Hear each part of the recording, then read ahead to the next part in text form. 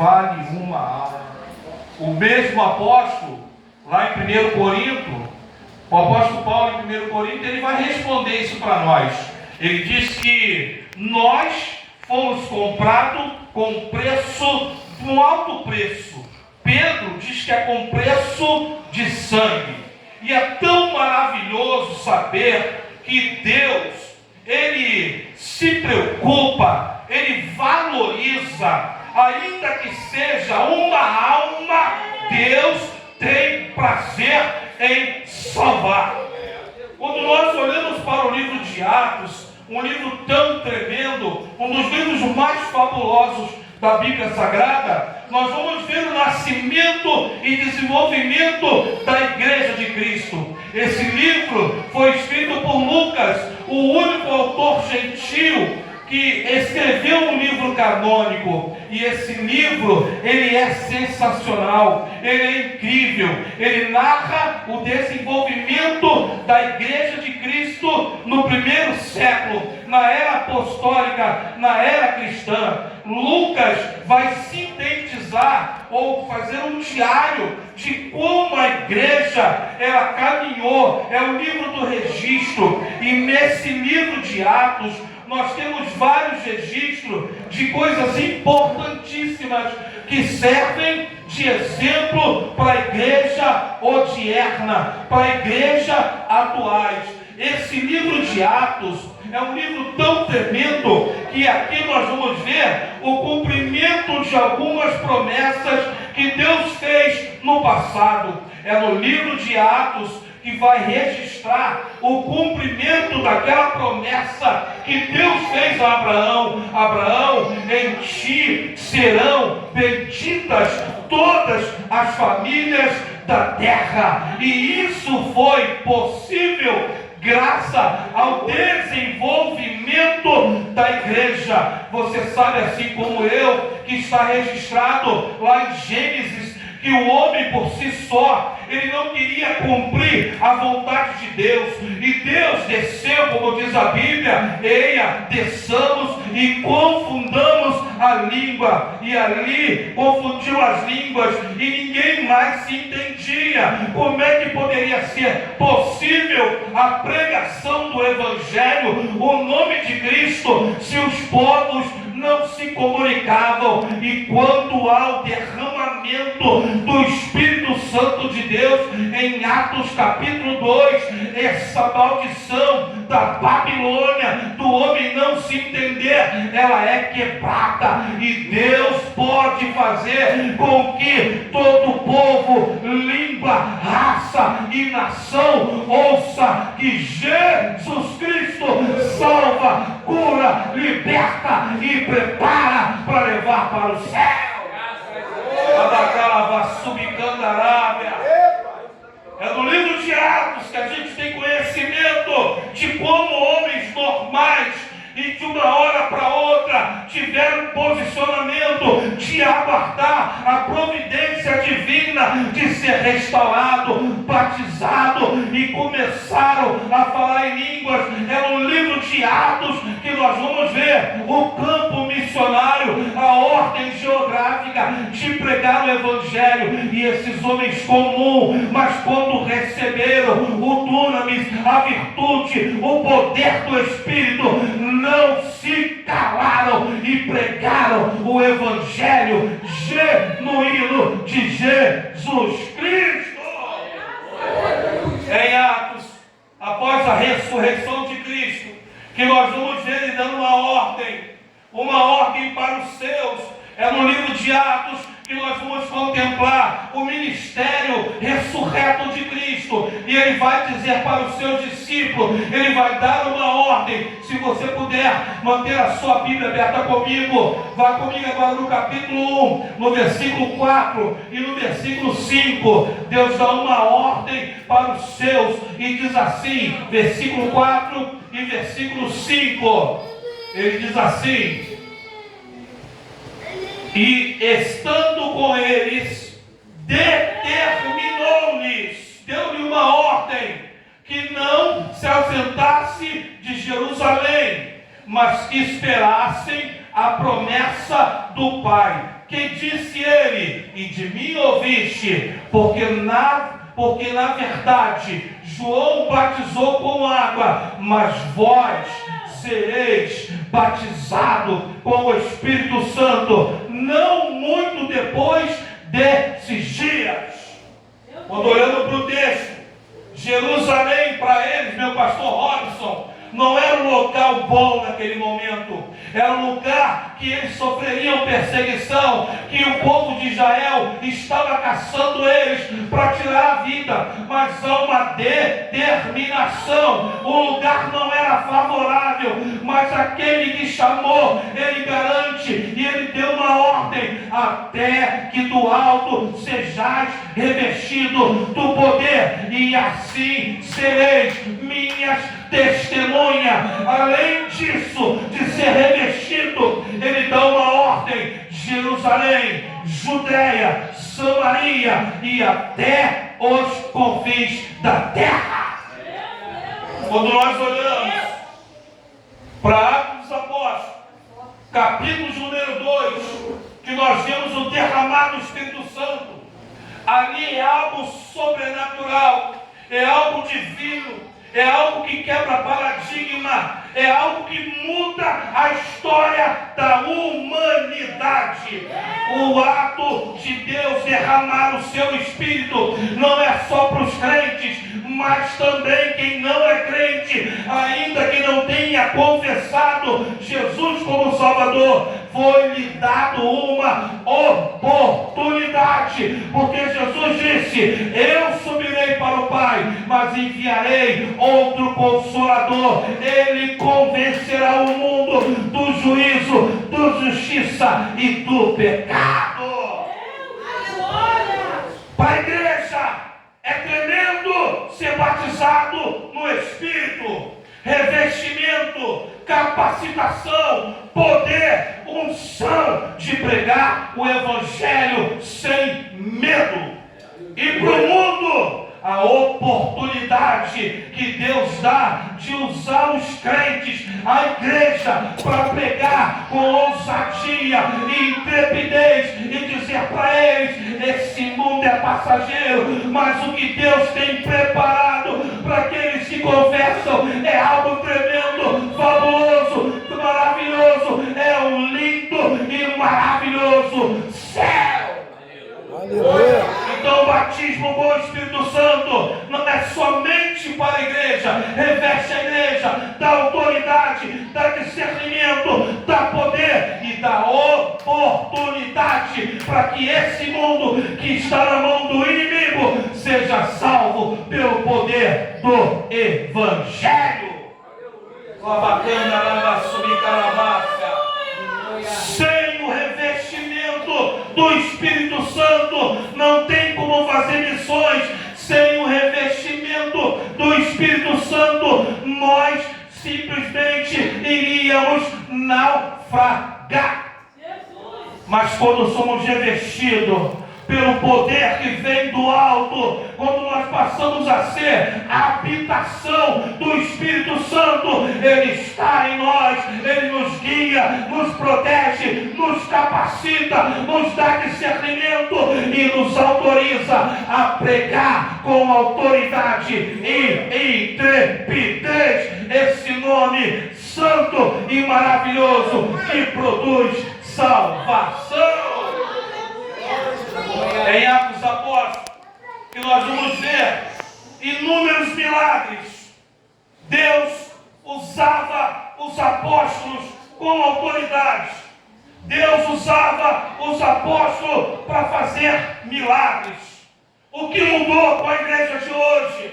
Será que nós não estamos agindo como agiam os apóstolos? Porque eram homens como eu, como você, mas eles tinham uma coisa: o temor, eles tinham uma coisa, a reverência, eles tinham uma coisa, a intimidade, eles tinham uma coisa, a sede de ganhar almas. Tem faltado isso em nosso meio? Nós precisamos ver como anda a igreja. A igreja tem se preocupado muito com as coisas materiais. E tem deixado de lado aquilo que é eterno, os nossos galardões por ganharmos alma para Cristo. Eles tinham intimidade, tinham autoridade, tinham intrepidez, tinha ousadia, receberam o Espírito, o mesmo Espírito que estava em Cristo, passou para eles. Esse mesmo Espírito está em mim, está em você, que nós precisamos fazer a diferença. Glória a Deus. Em Atos dos Apóstolos, que nós vamos ver a condição dessa igreja. Estava ambientada num lugar de perseguição, estava ambientada num lugar que não era propício para eles, mas eles não desistiram, porque eles tinham o Espírito Santo que os presidia, que habitava, que guiava. Esse mesmo Espírito que estava em Cristo, que estava nos apóstolos, está aqui nessa noite, dizendo para mim e para você: eu quero contar contigo, eu quero te dar ousadia, eu quero te dar intrepidez, para que você abra a sua boca e declare que Jesus Cristo é o Senhor.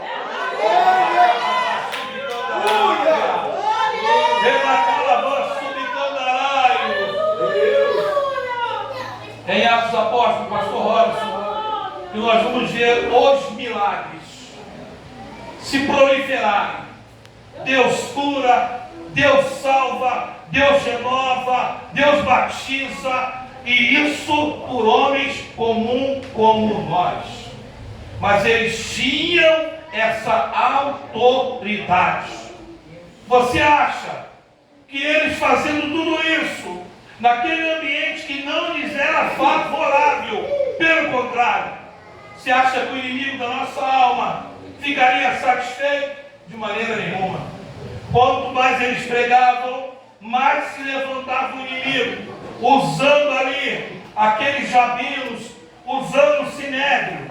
Mas eu quero dizer algo: mesmo quando o inimigo levanta quem quiser levantar, governo, imperadores, domínio, quem quer que seja, nada nem ninguém destrói a igreja de Cristo.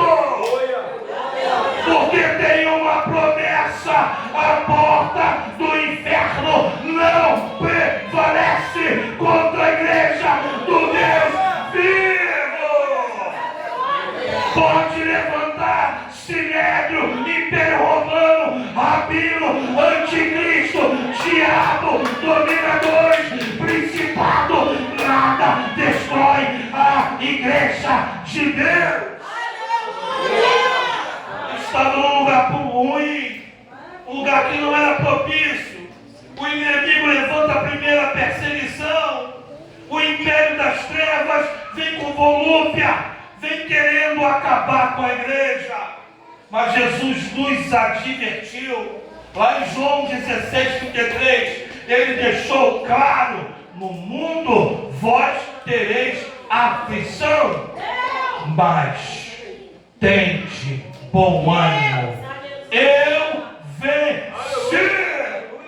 Ele venceu a morte, ele venceu o pecado, ele venceu o sistema, e agora ele está sentado à destra de Deus, dizendo para a igreja: não pare, não desista.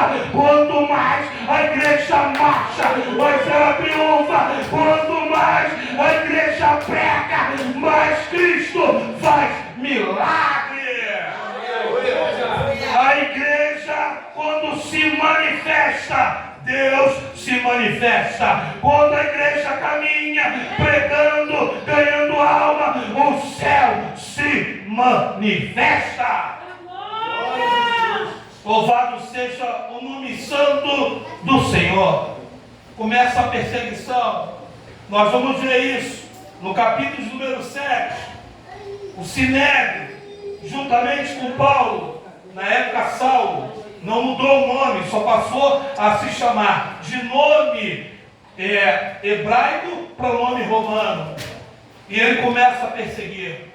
Primeiro crente, Marte, morto, Estevão. Aí o diabo pensou, agora eu matei um, eles param. Persigo, eles param. Quanto mais se avolumavam em perseguir, mais a igreja crescia. Aleluia! Mais a igreja crescia. Eles matam Estevão.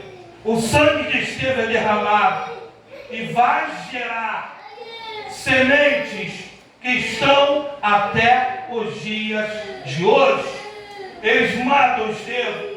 A Bíblia vai dizer que Paulo, ele incentivou, ele fez de tudo para que Estevão fosse morto.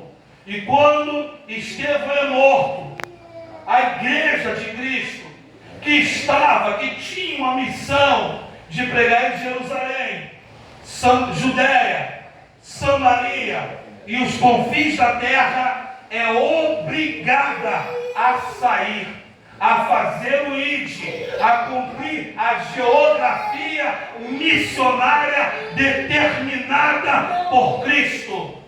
Os apóstolos ficaram em Jerusalém, mas os membros da igreja saíram. E por onde eles iam, pregavam Cristo. Uma coisa que muito me chama a atenção nesse livro, quando a gente vai ler o capítulo de número 8, começando pela perseguição, pela morte de Estevão e a perseguição. A Bíblia é muito clara. Por onde eles iam, eles pregavam Cristo. Eles não pregavam casa própria, não pregavam carro novo, não pregavam emprego novo, não pregavam salário alto, não pregava contenda na igreja. O que eles pregavam é que Jesus Cristo salva, cura, liberta e leva para o céu.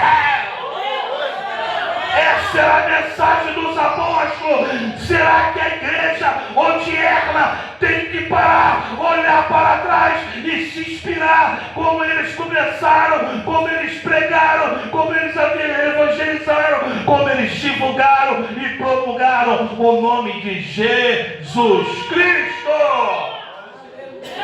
Às vezes você ouve, não vou falar o nome da igreja, pastores na televisão fazem a sua oração, mas não terminam declarando que a oração é no nome de Jesus.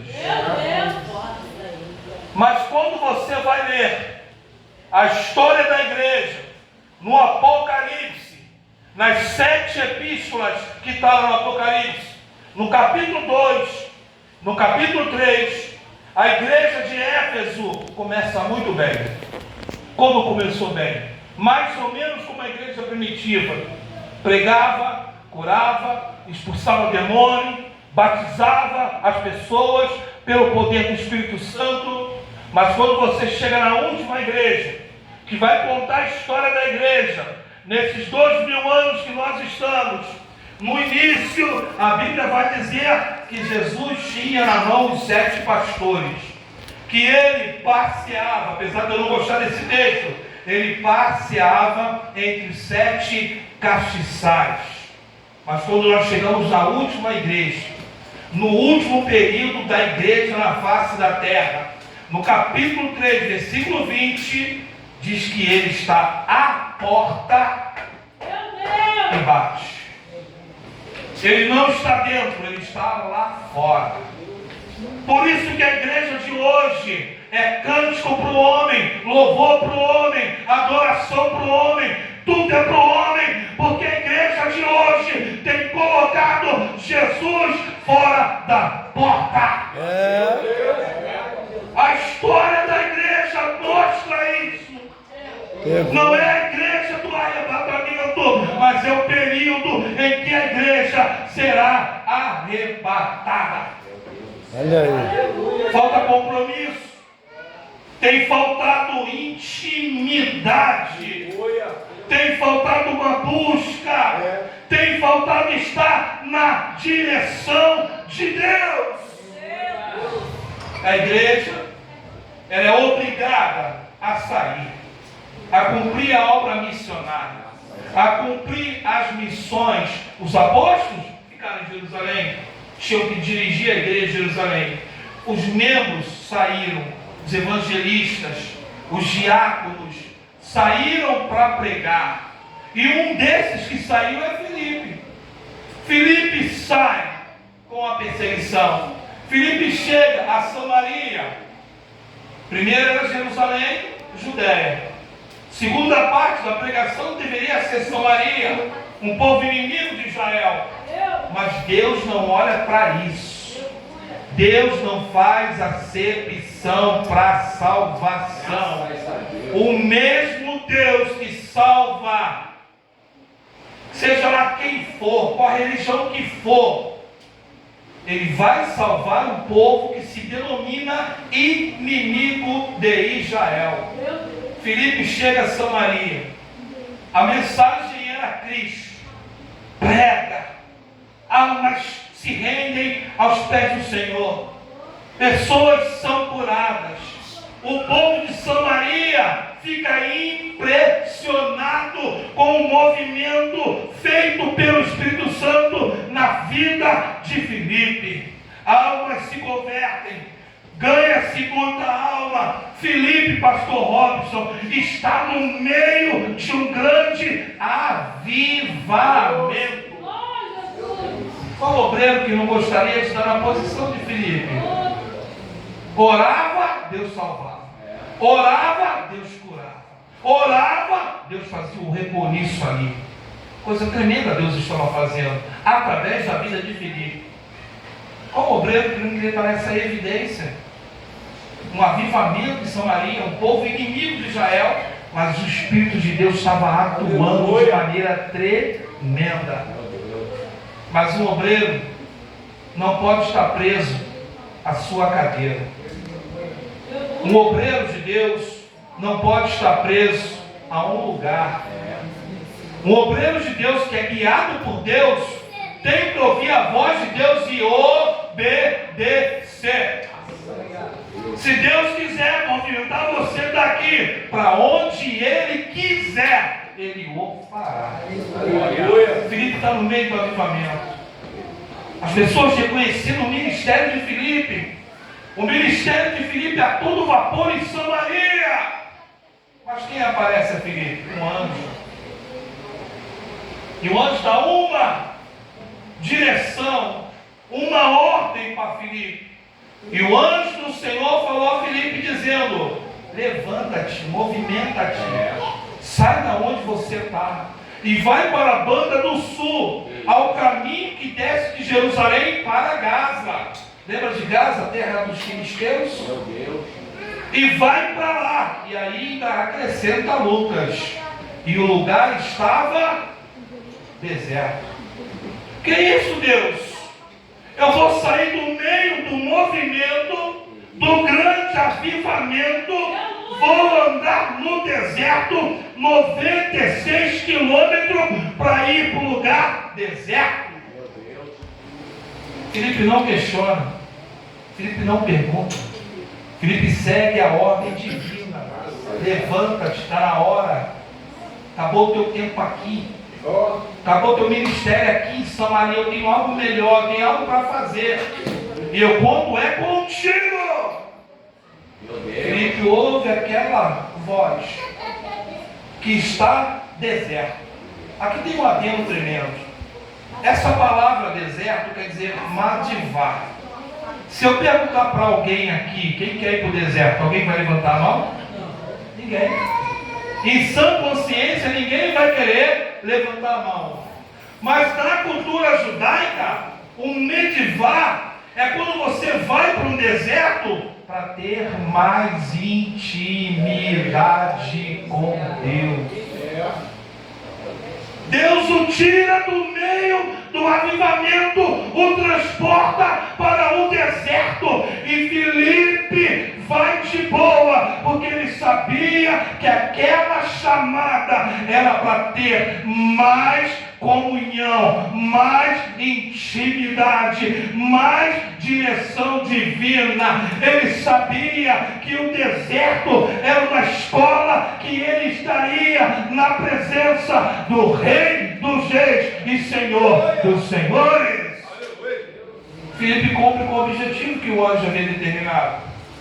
Versículo 27, levantou-se e foi.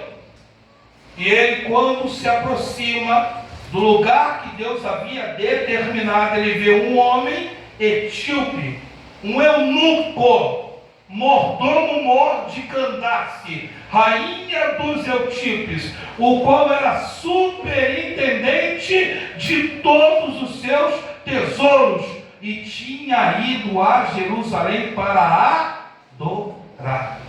Agora, que coisa interessante, é de uma outra nacionalidade, é etíope. Além de ser etíope, é eunuco.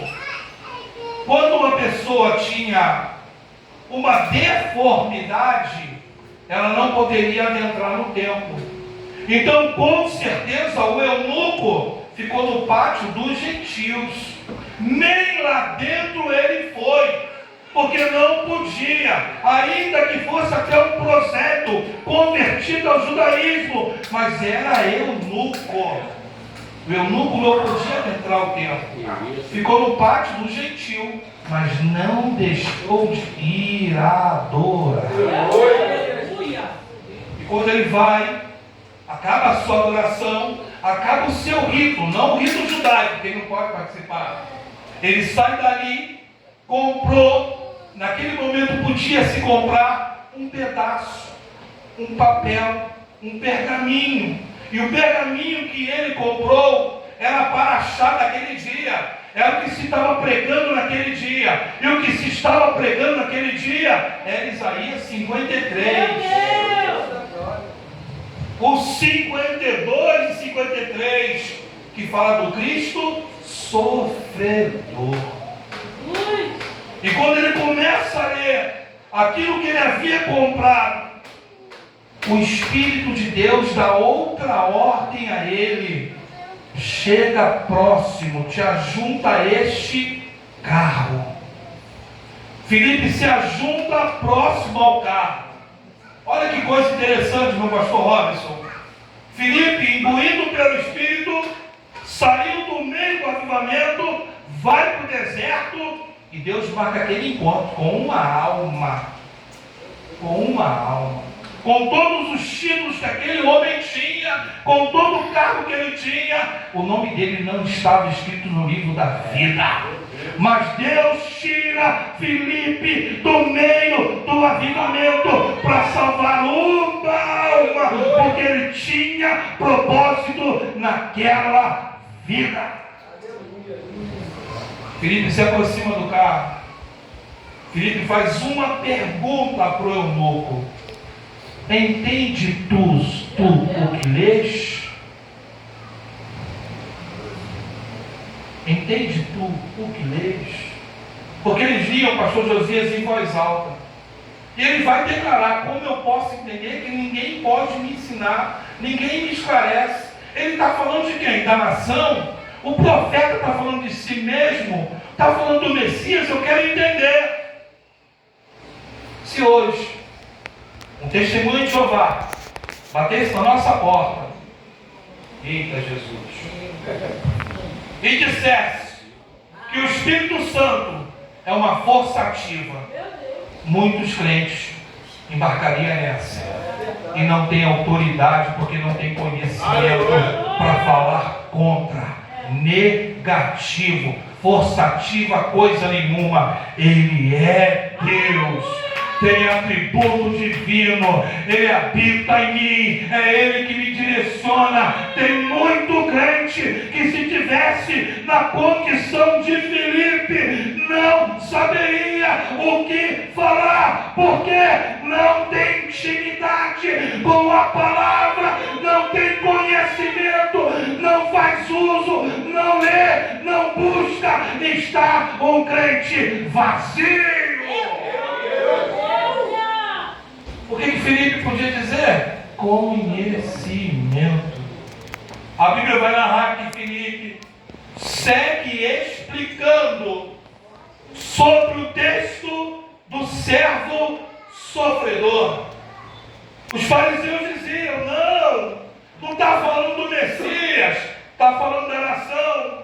Mas Filipe, conhecedor das Sagradas Escrituras, ele declara sobre o servo sofredor, que veio, que sofreu, mas no fim saiu vitorioso.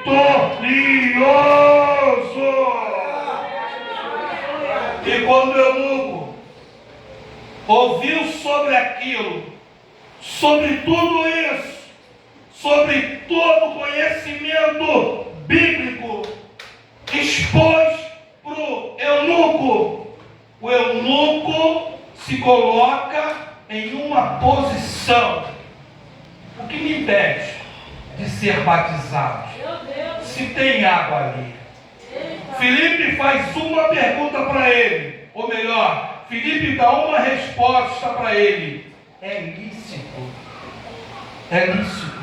Tu reivindica ser batizado, e é lícito, se crês de todo o coração. E respondendo, ele disse: eita Jesus, que coisa linda e maravilhosa! Olha o que o eunuco, que antes não sabia, não conhecia, estava para barachar, mas ninguém havia lhe dado discernimento. Filipe faz a evangelização correta, usa o texto correto, e agora o eunuco fala do seu coração e da sua boca: creio que Jesus Cristo é o Filho de Deus. Eu creio, eu confesso, eu assumo que Ele é o meu Salvador.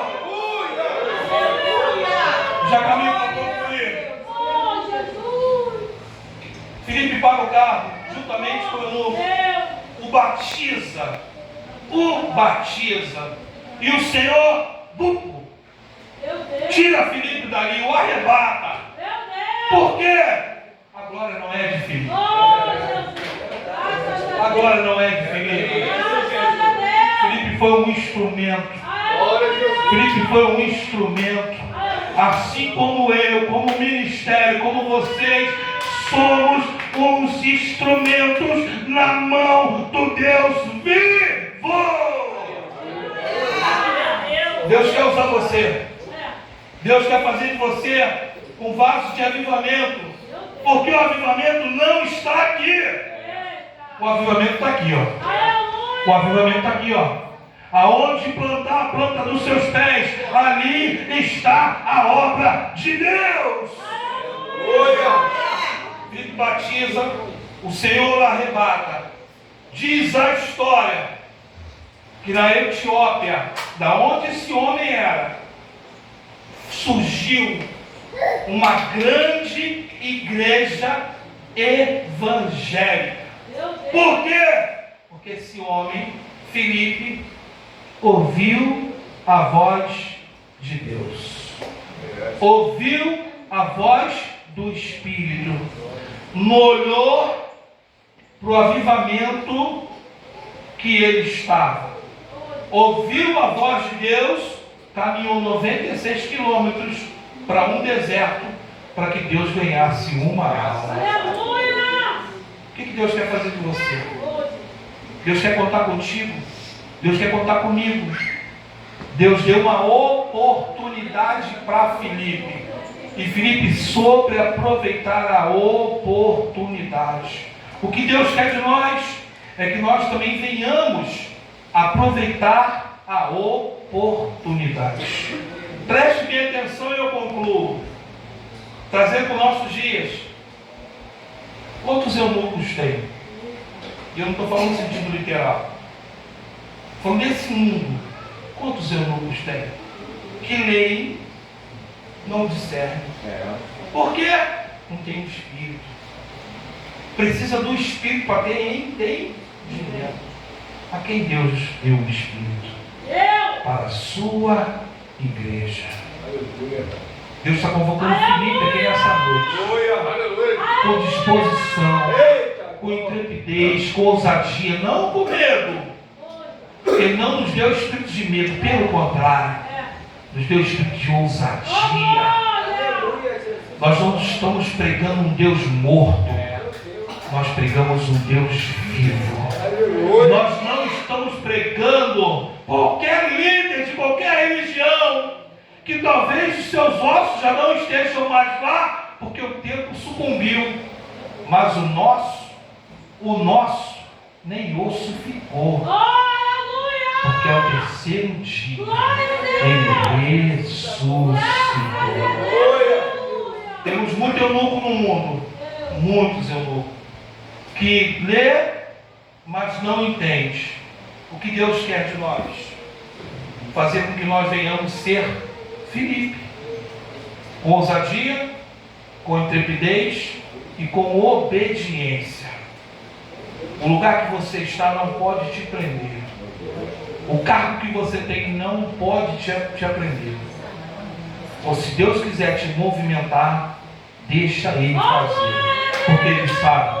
Porque o plano de Deus é superior aos nossos planos.